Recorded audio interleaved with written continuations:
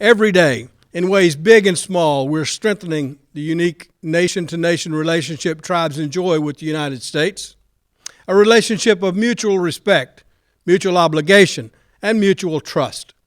We've come a long way, but there's much more work to do, and I'm convinced now, more than ever, that we must protect and strengthen tribal sovereignty.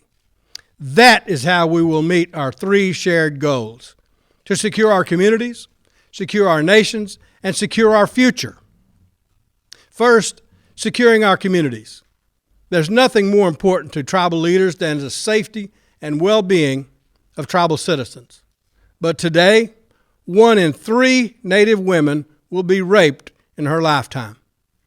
Almost 4 in 10 will be beaten and abused by a domestic partner.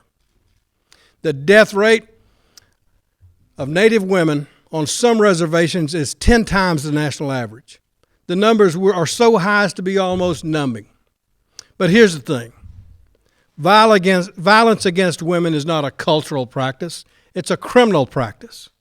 That's why we don't tolerate it. Tribes can and do pursue justice against Native men who commit these acts, but that's not enough.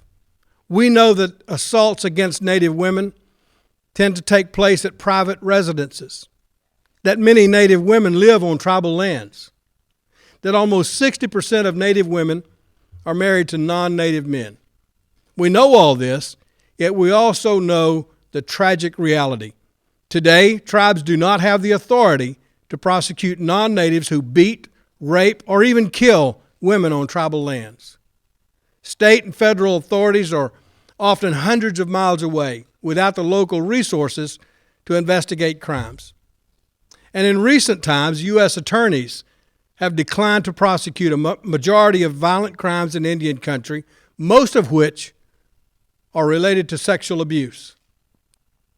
No other government would stand for this violation of sovereignty or continued injustice. No other government should, and no other government has to. The solution is simple. Congress must reauthorize the landmark Violence Against Women Act and assure that tribal governments have the authority to prosecute non-Native men accused of violence against women on tribal lands. In other words, Congress must allow tribes, like all other governments, to protect their own people and surrounding communities from brutality. So if we believe that a Native woman's life is worth the same as every other woman's, if we believe that justice should not stop at the border of a reservation, if we believe that tribes are truly sovereign, then it's time for the House of Representatives to step up, put partisan politics aside, and reauthorize the Violence Against Women Act with expanded protections for all victims of violence. Then we will join the people around the world in dancing in support of this movement. Congress has demonstrated that it understands the importance of tribal sovereignty. That's why in the 1970s they passed the Indian Child Welfare Act to ensure that tribal families have the ability to protect their children.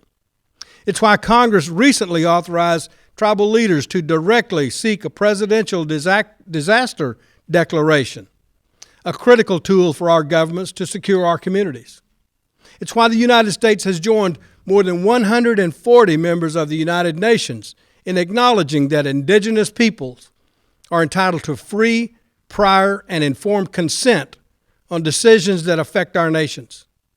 This respect for our nation-to-nation relationship must extend to other issues that impact Indian country, including immigration. What many Americans may not realize is that almost 40% or 40 tribal governments are located on or near the borders of Mexico and Canada, which means tribes have jurisdiction over some of the areas most affected by immigration policy.